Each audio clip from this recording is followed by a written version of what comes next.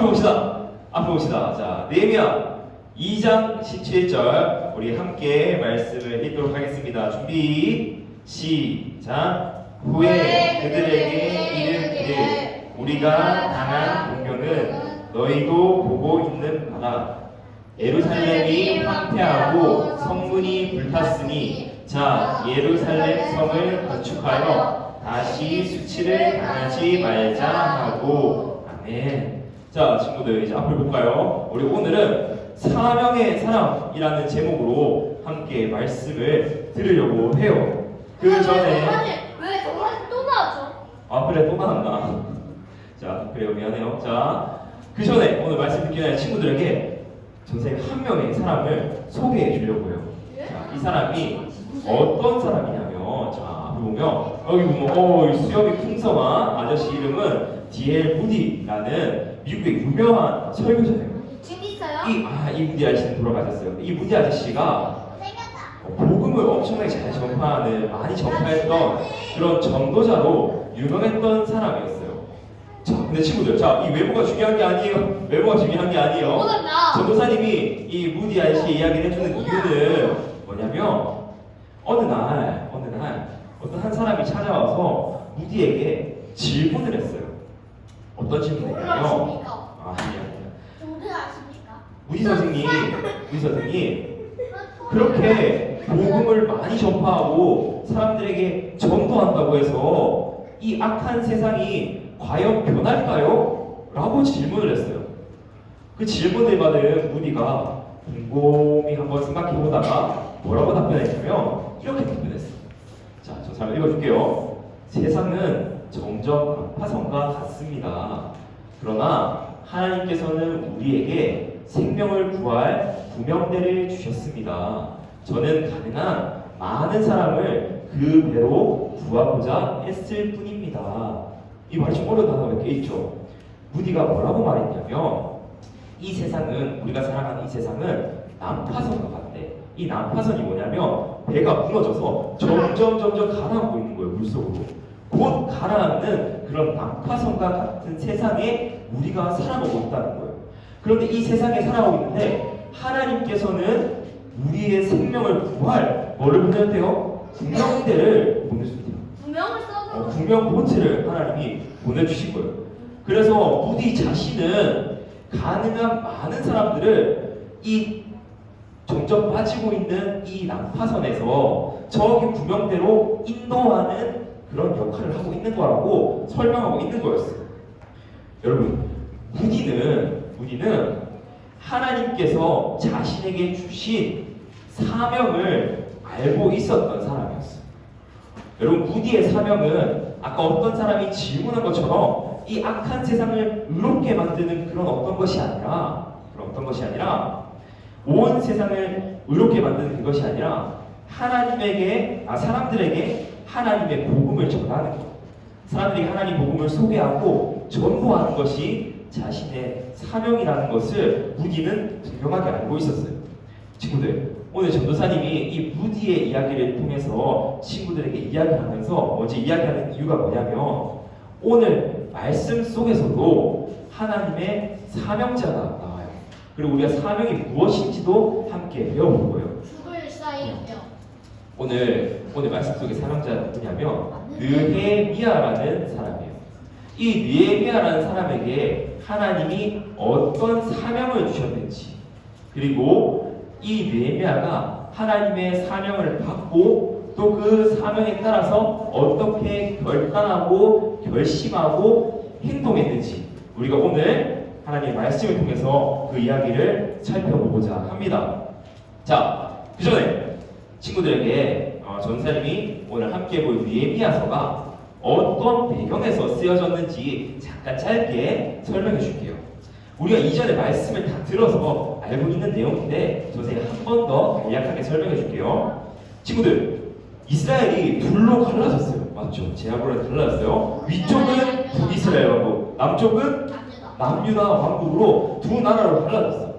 그런데 이 두 나라도 끊임없이 계속해서 하나님 앞에 범죄해서 끝내는 북이스라엘은 아수르에 의해서, 남유다는 바벨론에 의해서 멸망하게 되었어요.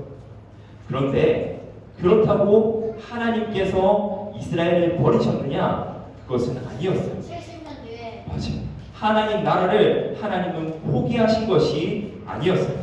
하나님은 그 이스라엘이 멸망해 가는 그 가운데에서도 하나님께서 이스라엘을 다시 회복해서 다시 세우실 거라는 희망적인 말씀을 여러 선지자를 통해서 말씀하시고, 예레미야 선지자를 통해서 우리가 말씀 살펴봤듯이 70년 뒤에 다시 이 땅을 회복할 것이라는 약속을 선포하셨어요.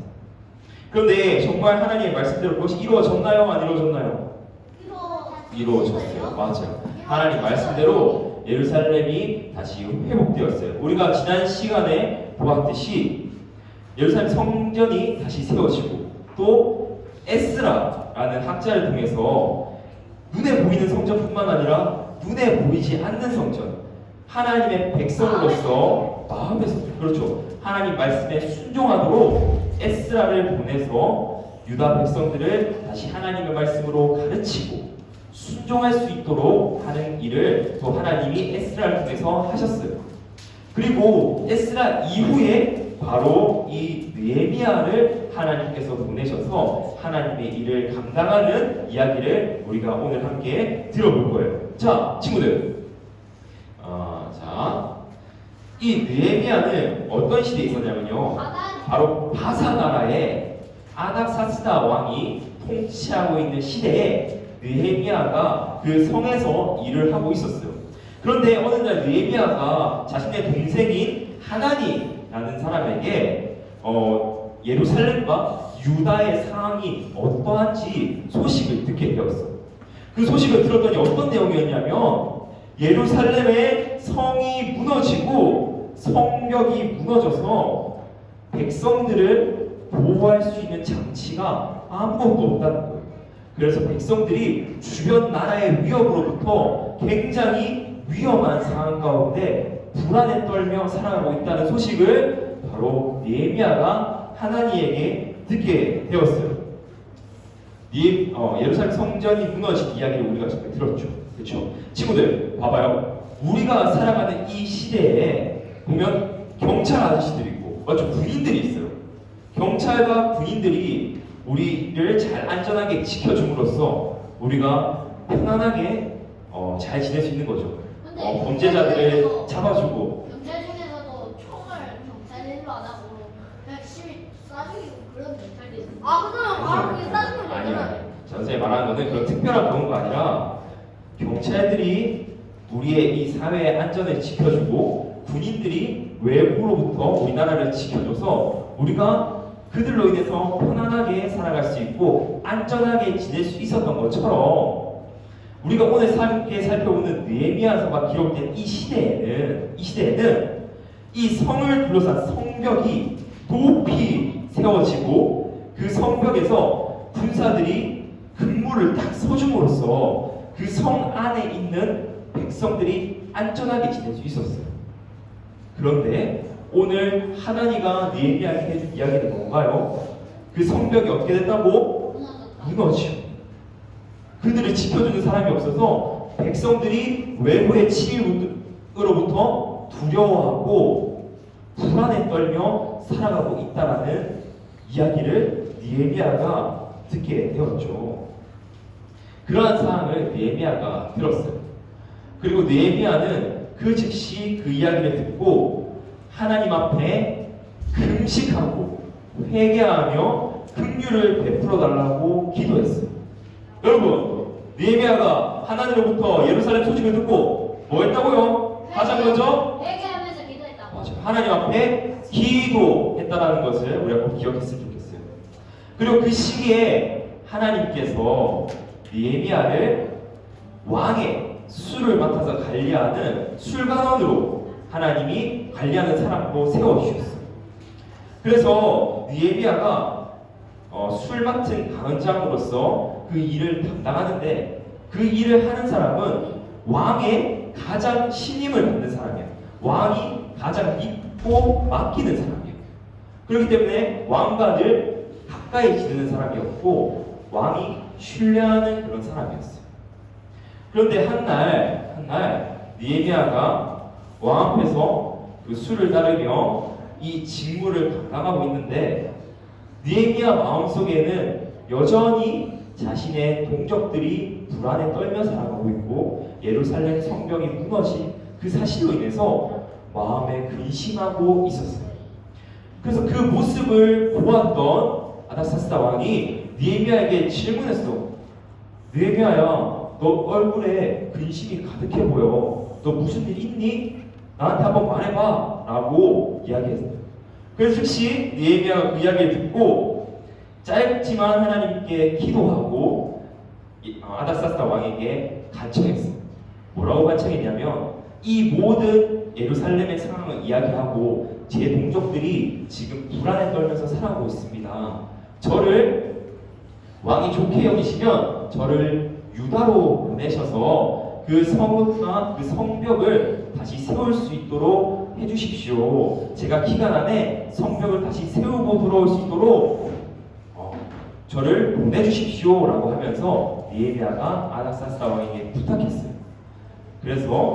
그랬더니 아닥사스다 왕이 이 부탁을 들어줬을까요? 안 들어줬을까요, 여러분? 들어줬어요. 맞아. 아닥사스다 왕이 그래, 너 다녀와 라고 그 부탁을 들어줄 뿐만 아니라 느헤미야가 이 성전을 잘 지을 수 있도록 성벽을 잘 지을 수 있도록 재료로 지원해줬고 또 성벽을 지으려면 많은 일꾼이 필요할 거 아니에요, 맞죠? 그래서 일꾼들도 많이 지원해줬어요.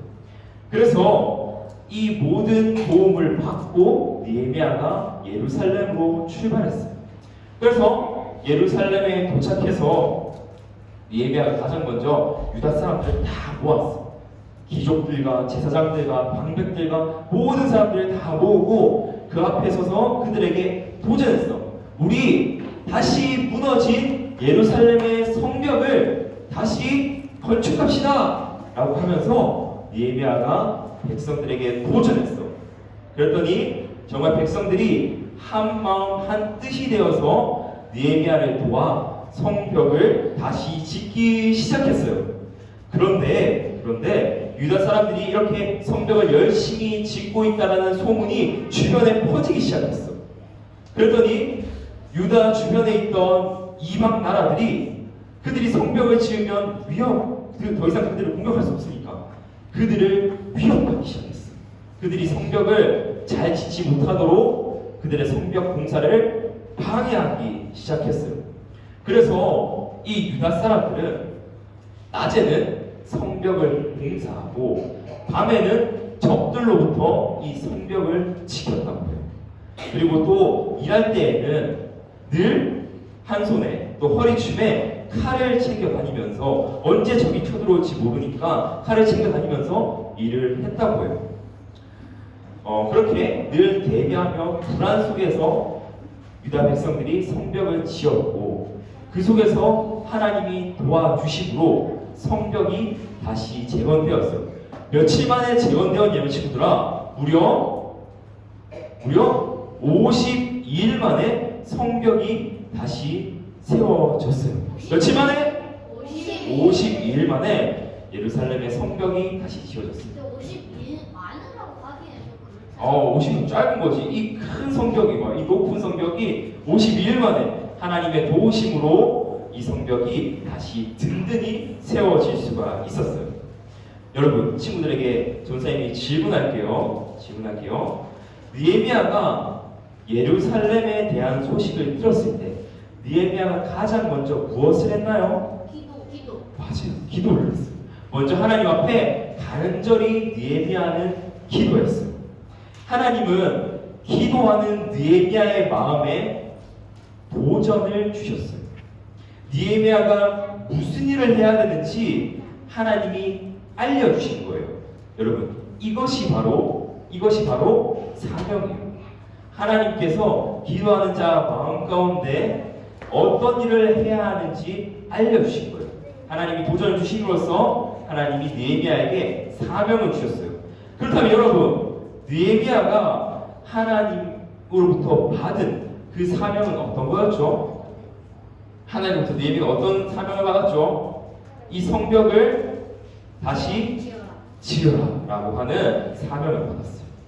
그래서 느헤미야는 이 사명의 결단에서 성벽을 지으러 예루살렘으로 갔죠. 근데 여러분 중요한 것은 무엇이냐면요. 우리 하나님께서는 사명을 주시고 나몰라라 하시는 분이 아니세요. 하나님은 사명을 주시고 그 사명에 따라서 결단한 사람을 도와주시는 분이세요. 봐봐요. 느헤미야가 하나님의 사명을 주셔서 그 사명에 따라서 결단했더니 하나님께서 아닥사스다 왕을 통해서 성벽을 지을 수 있는 재료를 제공해줬고 또 많은 일꾼을 지원해줬어요. 이 모든 것은 하나님이 아닥사스다 왕의 마음을 사용하신 거예요. 그리고 느헤미야가 예루살렘에 딱 도착해서 흩어져 있는 백성들을 다시 모았을 때 그 백성들이 다시 한 마음이 돼서 할 수 있었던 것도 하나님께서 이 모든 것들을 백성들의 마음을 지키시고 한 마음과 한 뜻이 될 수 있도록 도와주셨기 때문에 가능할 수 있었던 일이에요. 이처럼 하나님께서 사명자의 일을 도와주심으로써 느헤미야를 통해 주신 그 사명, 성벽을 다시 지으라고 했던 그 사명을 무려 52일 만에 다시 지을 수 있도록 하신 거예요. 여러분, 마찬가지로 하나님께서는 우리에게도 사명을 주실까요? 안 주실까요? 우리에게 사명을 주실까요? 안 주실까요? 우리에게도 하나님은 사명을 주세요. 근데 중요한 것은 여러분, 하나님께서 우리에게 사명을 주실 때 우리가 영적으로 깨어서 하나님께서 우리에게 주시는 그 사명을 이해하고 순종하는 것이 너무너무 중요해요. 그러기 위해서는 우리가 늘 하나님의 말씀을 가까이 하고 하나님의 말씀을 읽고 묵상하고 또 자주자주 하나님 앞에 기도하는 습관이 우리에게는 필요해요. 또 우리에게 주신 그 사명을 우리가 우리의 힘으로 감당하려고 하는 것이 아니라 우리를 도우시는 하나님을 믿는 믿음으로 그 사명을 감당하는 거예요. 우리가 앞서 봤듯이 느헤미야가 자신의 힘으로 할 수 있었던 것은 아무것도 없었어요. 느헤미야는 하나님께서 사명의 마음을 주셨을 때 그것을 결심하였고 그랬더니 하나님께서 그 모든 일들을 도우심으로 느헤미야가 사명을 감당할 수 있게 해 주셨던 거였어요. 이처럼 하나님이 우리에게 사명을 주셨을 때는 우리가 우리의 힘으로 어떻게 하는 것이 아니라 먼저는 느헤미야처럼 간절히 하나님 앞에 기도하고 하나님이 이 모든 일들을 이루실 것을 믿음으로 결단하고 나아가는 우리가 되어야 하겠습니다. 자, 친구들, 이제 오늘 말씀을 좀 정리해 볼게요. 자, 집중!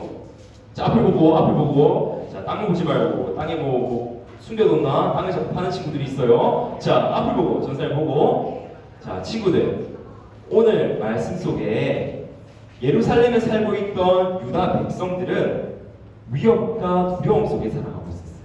왜냐하면 성벽이 없었고 그들을 보호해줄 장치가 없었기 때문이었어요. 그래서 하나님께서는 유다 백성들을 안전하게 지켜주기 위해서 성벽을 지으시고자 하셨어요. 하나님의 그 계획을 하나님은 느헤미야에게 사명을 주심으로 그 모든 일을 이루셨어요. 느헤미야가 하나님의 사명에 순종함으로 유다 백성들이 성벽이 세워짐으로 안전하게 거할 수 있었어요. 그런데 여러분, 오늘 이 이야기는 또 동일한 한 분을 가리키고 있어요. 어떤 분이냐면 하나님께서 우리를 구원하시기 위해, 우리 친구들을 구원하시기 위해 한 명의 사명자를 이 땅 가운데 보내주셨어요. 그분이 누구지 아나요, 친구들? 그분은 바로 우리 구주 예수님이세요.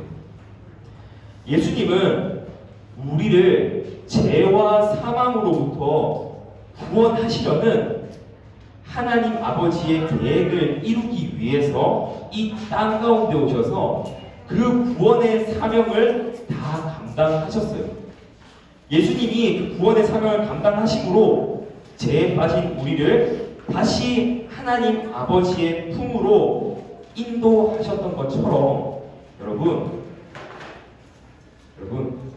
전도사님은 우리 초등일부 친구들 한 명 한 명 모두가 우리 예수님처럼 또 오늘 말씀 속 느헤미야처럼 하나님의 사명을 감당하는 귀한 일꾼으로 자라갔으면 좋겠어요.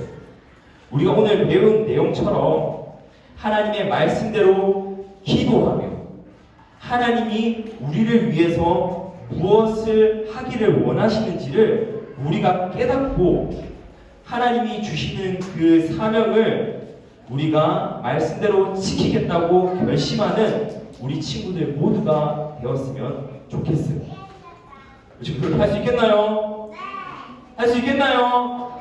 네, 그럼 우리 마지막으로 함께 고백하고 마치도록 하겠습니다.